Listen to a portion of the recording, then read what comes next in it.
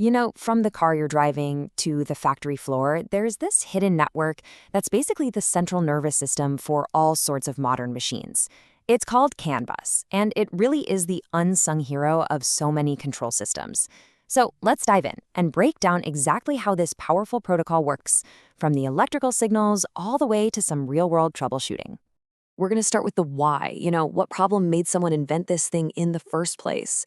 Then we'll jump into the how. It's really elegant two-wire design and the genius way it keeps data from crashing into each other. After that, we'll see how it's actually used in the real world with protocols like CANopen and DeviceNet. And we'll wrap it all up with some practical hands-on knowledge every tech should have in their back pocket. So before we get into the nuts and bolts, it's really important to get why the engineers at Bosch even started down this road back in the 80s. The problem they had wasn't about a lack of data. It was a physical, logistical nightmare. Okay, I want you to picture a modern car before CANbus.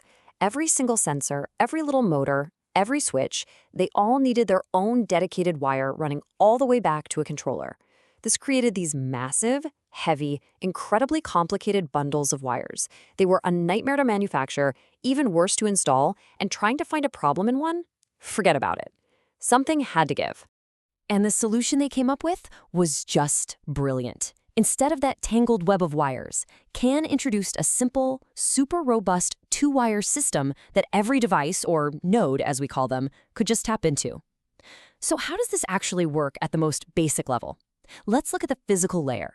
Right, the secret sauce to CAN's incredible reliability, especially in really noisy places like an engine bay or a factory, is something called differential signaling. Instead of just checking one wire's voltage against a ground reference, CAN is way smarter. It looks at the difference in voltage between two special wires called CAN high and CAN low. And check this out, you can see it right here. To send data, the two wires actually move in opposite directions. CAN high goes up and CAN low goes down. That creates a really clear voltage difference. Now here's the magic trick. If some electrical noise hits the bus, say from a motor starting up, it affects both wires equally. But because the system only cares about the difference between them, the noise gets canceled out and the message gets through perfectly clean. Pretty cool, right? So the bus really only has two states it can be in. First, you've got the recessive state.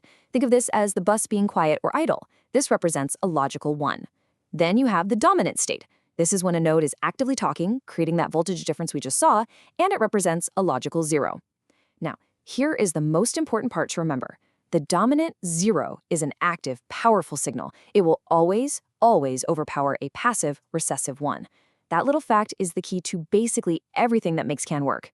And this diagram gives you a peek inside the little chip that connects each device to the wires. On the left, in the recessive state, everything is just kind of chilling out. The transistors are off. But to create that dominant state on the right, the chip actively turns on its transistors, physically pulling one wire high and the other low. This is how a single device can grab control of the bus and make sure its message is heard by everyone. Okay, so this brings up a big question. Every device on the bus is a master, meaning it can start talking whenever it feels like it.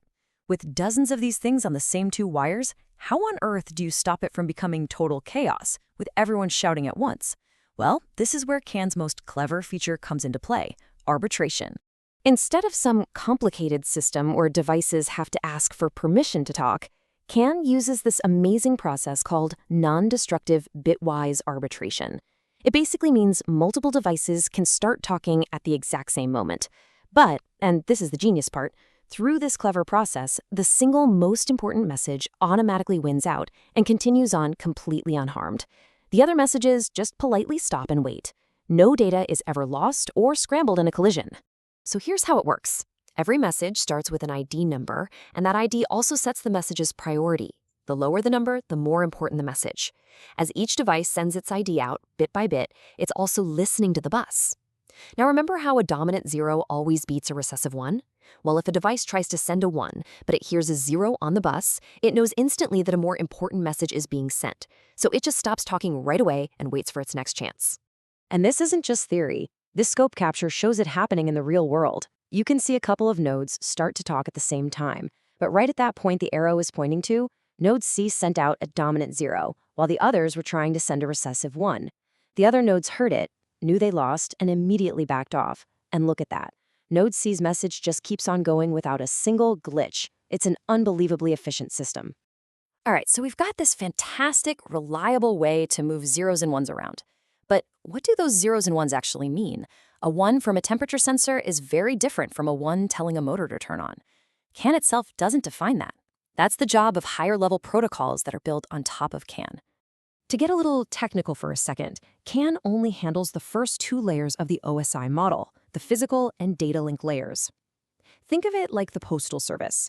It's fantastic at picking up and delivering an envelope, making sure it gets there intact, but it has absolutely no idea what language is written in the letter inside. That's up to the sender and receiver. And this is where protocols like DeviceNet and CANopen step in. They are the shared dictionary. They're the ones who define that a certain message ID means engine temperature, or that a specific set of data is how you command a motor to a certain speed.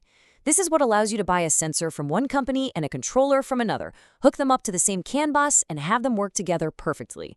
They're all speaking the same language. Okay, now for the stuff that's going to save you a ton of headaches in the real world. When your CANBus starts acting up, and it will, where do you even begin to look?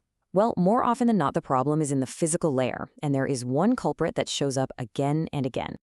Ah, yes, the most frustrating problem of all. The network that works most of the time, but then, out of nowhere, it starts throwing random errors, or a device just disappears off the network for a few seconds. You check the software, you check the power supplies, but the root cause is usually much, much simpler. And here it is. 9 times out of 10, it's termination. You see, a CANBus is a high-speed transmission line, and if that electrical signal gets to the end of the wire and has nowhere to go, it literally bounces back down the wire, like an echo. This reflection messes up all the other messages on the bus and corrupts your data. Termination resistors are there to basically absorb that signal energy and prevent the echo. Now, the official ISO standard for CAN says that the special cable used has a characteristic impedance of 120 ohms. To prevent those pesky reflections, we need to match that impedance, so we place a 120 ohm resistor at each of the 2 physical ends of the bus. It's all about matching. And the rule here is incredibly simple, but it's where so many people go wrong. You must have exactly 2 120 ohm terminators on the network. One at the very beginning of the main cable and one at the very, very end.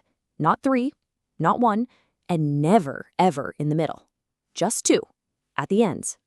All right, here's the classic gotcha question that trips up so many people when they're starting out. You know there are 2 120 ohm resistors out there.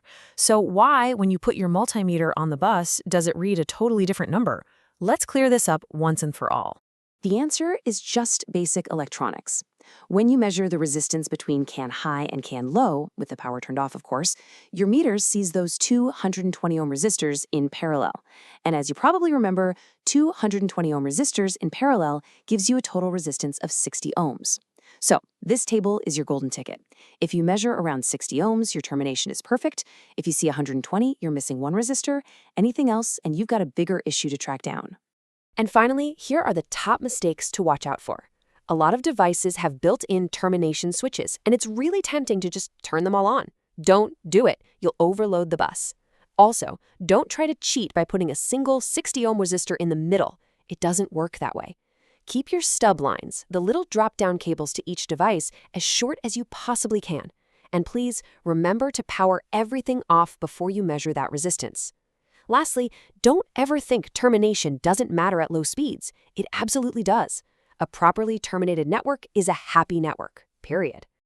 You know, when you look at it, from its incredibly clever arbitration method to its simple, tough-as-nails physical layer, CANBus was built from the ground up for efficiency and reliability. As our machines get smarter, faster, and demand way more data, the real question isn't whether CAN can keep up. It's how the brilliant principles it pioneered will continue to inspire and shape the future of how all our devices talk to each other.